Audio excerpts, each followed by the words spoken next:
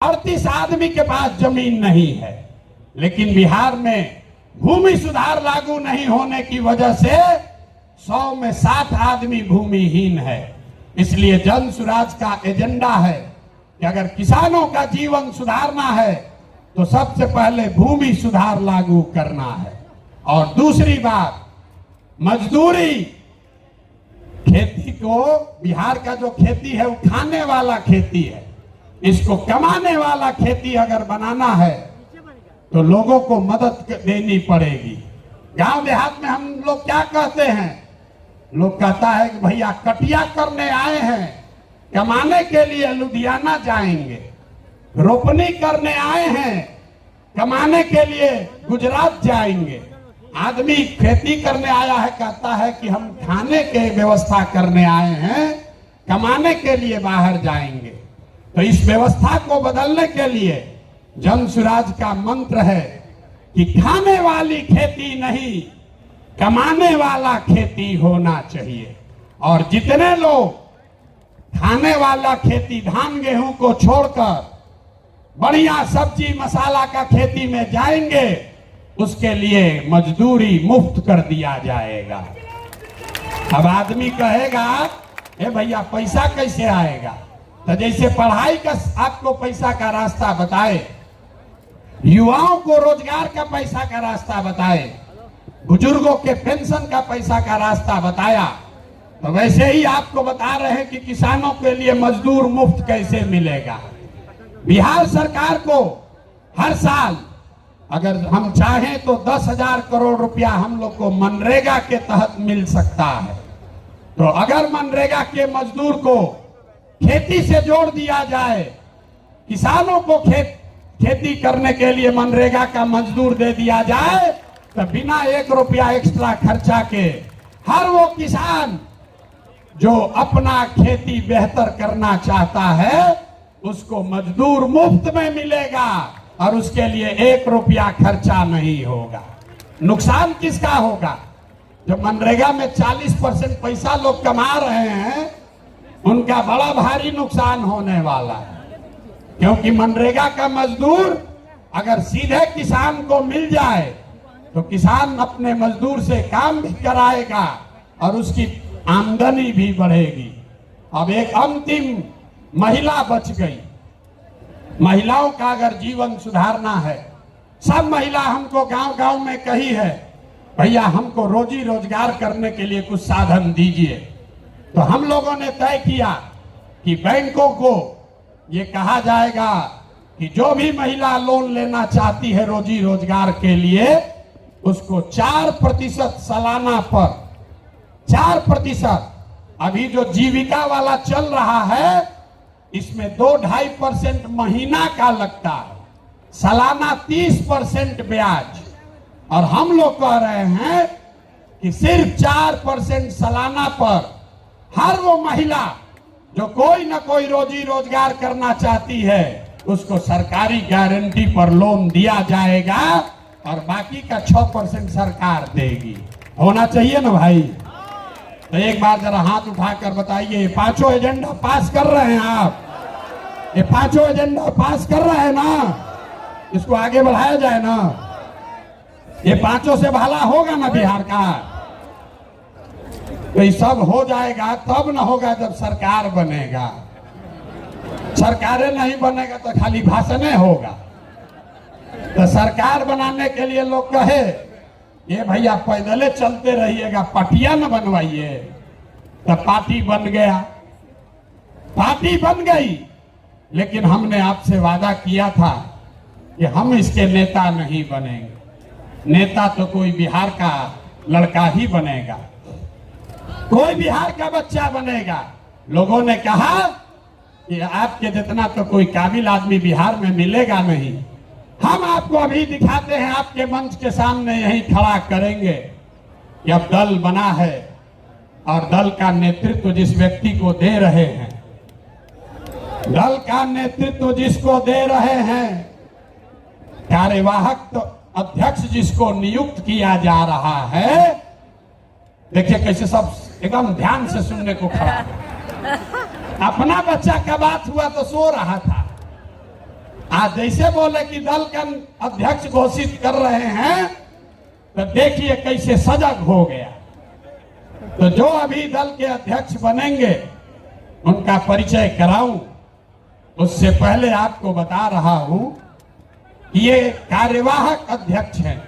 इनका चुनाव मार्च तक फिर से किया जाना है, लेकिन 2 अक्टूबर को हमने आपसे वादा किया था कि दलित समाज का, हमने नहीं कहा था, हमारे सारे साथियों ने कहा था कि दलित समाज का कोई व्यक्ति इस दल का नेता बनेगा। इसलिए नहीं कि वो दलित है, इसलिए नहीं कि कोई अति पिछड़ा है, इसलिए कि वो सबसे काबिल आदमी है जो दलित भी है। ये फर्क समझिए। नेता का नाम सुनने से पहले इस फर्क को समझिए। जब हमने कहा कि जिसकी जितनी संख्या है उसको उतनी भागीदारी दी जाएगी, तो लोगों ने कहा कि ये भी तो वही जात पात बतिया रहे। नहीं, जन सुराज में जात पात के आधार पर जगह नहीं मिल सकता है, लेकिन जन सुराज की सोच है कि हर समाज में काबिल आदमी है और हर काबिल आदमी का कोई न कोई जाति है, समाज है। तो अगर बनाने वाले के नियत में, बांटने वाले के नियत में खोट न हो, तो ये बिल्कुल संभव है कि काबिल लोगों के बीच से जिस समाज की जितनी संख्या है उतने काबिल लोगों को लाकर जगह दे दी जाए। तो अभी जिनका मैं नाम ले रहा हूं, हमारे साथी जिनको ये जिम्मेवारी दे रहा हूं, सभी से सलाह करने के बाद जिनके नाम पर सबकी सहमति है, वो सज्जन यहां मधुबनी के हैं। मधुबनी के गांव में पैदा हुए, यही सरकारी विद्यालय से पढ़े, जमुई के सरकारी विद्यालय से पढ़ा हुआ ये बच्चा नेतरहाट गया। नेतरहाट से पास होने के बाद आईआईटी कानपुर गए और आईआईटी कानपुर से इलेक्ट्रिकल इंजीनियर बने। फिर वहां से आईआईटी दिल्ली गए, वहां से एमटेक करना शुरू किया। इसी बीच में इंडियन फॉरेन सर्विस में भी सेलेक्ट हो गए। तो बिहार के इस मिट्टी के लाल के सम्मान में जिनका नाम है मनोज भारती, मैं एक बार चाहूंगा कि सब लोग ताली बजाकर स्वागत कीजिए और दल के अध्यक्ष के तौर पर जोरदार ताली बजाइए।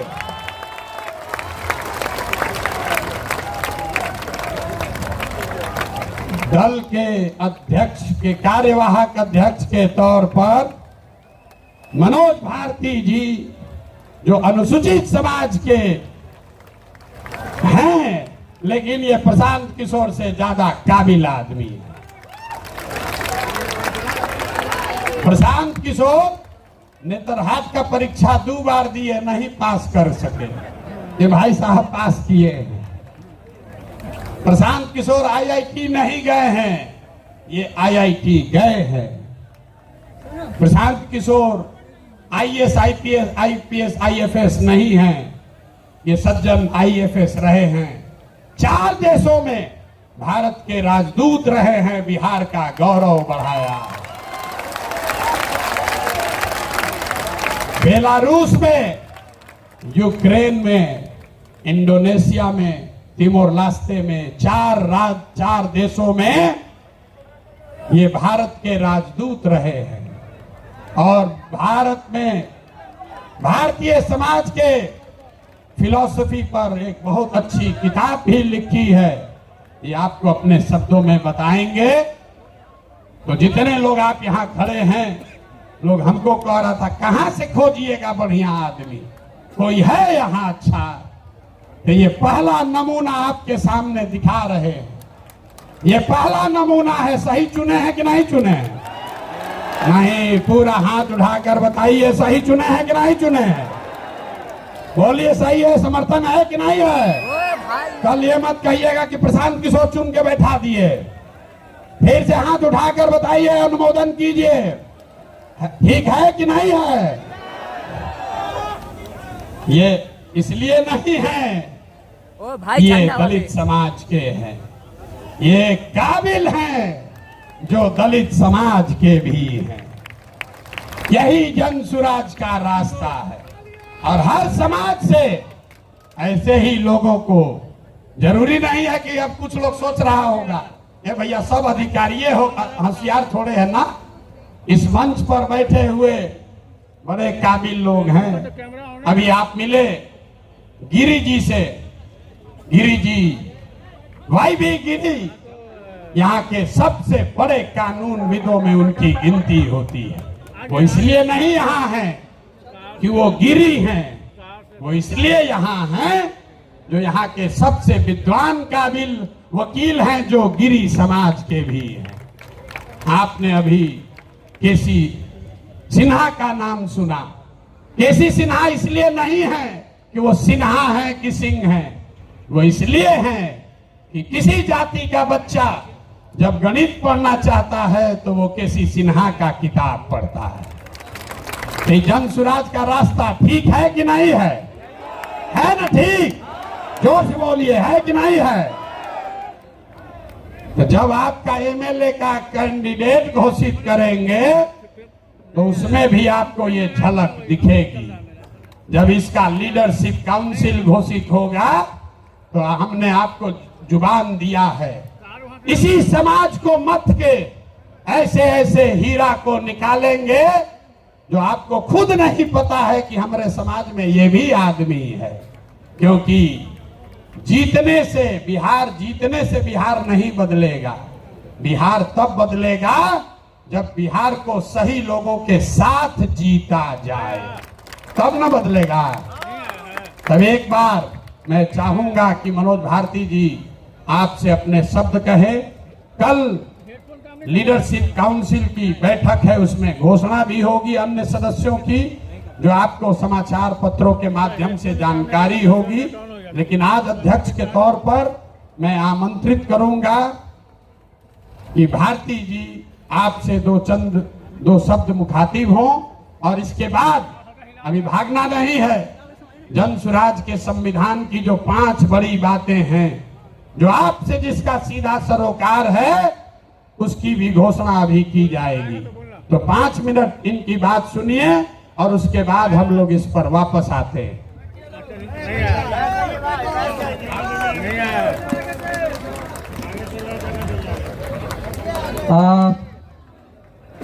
बिहार के कोने कोने से आए मेरे साथीगण, माताएं, बहनें, मंच पर विराजमान देवियों, सज्जनों, सूत्रधार जी, प्रशांत किशोर जी, मीडिया के और पत्रकार मेरे दोस्त, आप सबको मेरा मनोज भारती का नमस्ते, प्रणाम, आदाब। जय बिहार। आप सबको मालूम है कि पिछले 2 सालों से प्रशांत किशोर जी जिस अभियान में लगे हैं, उसका मुख्य उद्देश्य क्या है। उन्होंने अभी अभी आपको डिटेल में बताया कि वो प्लान क्या है, उसमें धन का अर्जन कैसे होगा, फिर उसको खर्च किस तरह से किया जाएगा। उन 5 स्कीम में कोई भी स्कीम ऐसी नहीं है जिसे कुछ भी बदला जा सकता है।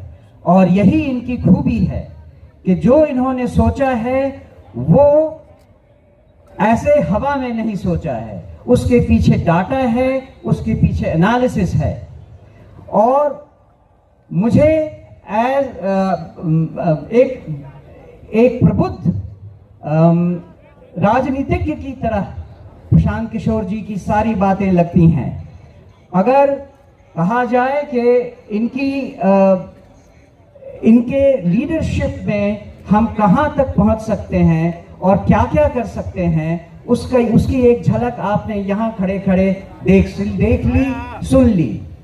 इसमें केवल एक बात मैं और ऐड करना चाहूंगा। बिहार में आजकल भी आप देख रहे हैं नदियों से हमें कितना नुकसान हो रहा है। पूरा उत्तर बिहार बाढ़ की विभीषिका को बुरी तरह झेल रहा है। जन स्वराज पार्टी भी कुछ ऐसा सोच रही है कि कुछ कदम ऐसे उठाए जाएं जिससे नदियां हमारी मित्र हो, विनाशकारी शत्रु नहीं। ये भी प्लान हम जन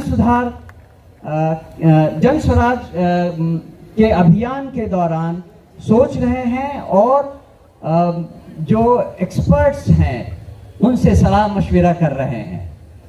आपने ये भी सुना कि मैं नेतरहाट स्कूल से पढ़ चुका हूँ।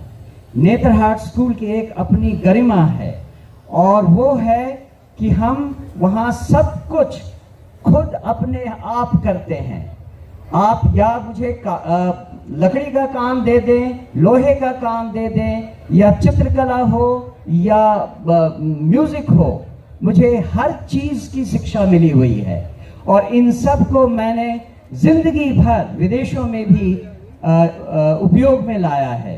दूसरी बात, आप बिहारी को बिहार से अलग कर सकते हैं, लेकिन बिहार को बिहारी के दिमाग से नहीं अलग कर सकते हैं।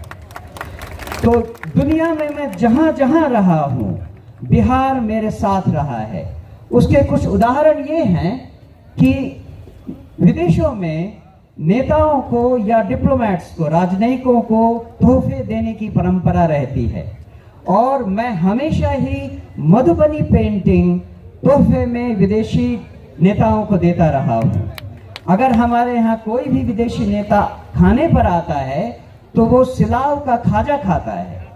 और इसी तरह से भागलपुर का सिल्क और कपड़ा, वो भी हमारी अपनी पहचान बनकर हमारे साथ चली है। ये तो एक उदाहरण है कि नेतरहाट ने हमें क्या सिखाया है, इस बिहार की धरती ने हमें क्या दिया है। लेकिन जो हम करना चाहते हैं, जो आप सब सारी बिहार की जनता को समझाना चाहते हैं, वो एक महती कार्य है। उसमें 2 साल तो ऑलरेडी प्रशांत किशोर जी ने लगा दिए हैं। अभी इन्होंने वादा किया है और इन्होंने कहा है कि इस पार्टी के गठन से ये कार्यक्रम रुकने वाला नहीं है। ये कार्यक्रम तब तक चलता रहेगा जब तक बिहार देश के 10 अग्रणी राज्यों में नहीं शामिल हो जाता। तो ये एक, जैसा मैंने कहा, बहुत बड़ा काम है। लेकिन जैसा हमारे राष्ट्र कवि बिहार से ही आए हुए रामधारी सिंह दिनकर जी ने कहा है, हम ठोक ठोकता है जब नर, पर्वत के जाते पांव उखड़, मानव जब जोर लगाता है पत्थर पानी बन जाता है।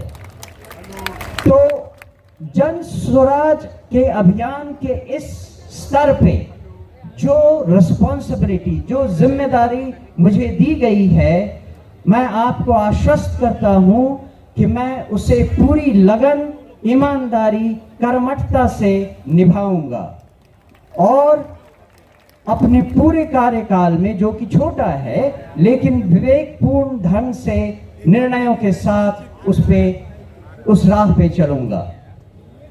मैं एक बार फिर प्रशांत किशोर जी को और समस्त उन लोगों को जिन्होंने ये चयन किया है, मेरे इस पदभार के लिए बहुत बहुत धन्यवाद देता हूं। जय बिहार, जय जय बिहार। धन्यवाद। एक बार मनोज भारती जी के लिए करतल ध्वनि से, जोरदार तालियों से स्वागत होना चाहिए। ताली रुकनी नहीं चाहिए, कम से कम 2 मिनट ताली बजनी चाहिए। ताली, जोर से ताली बजाइए।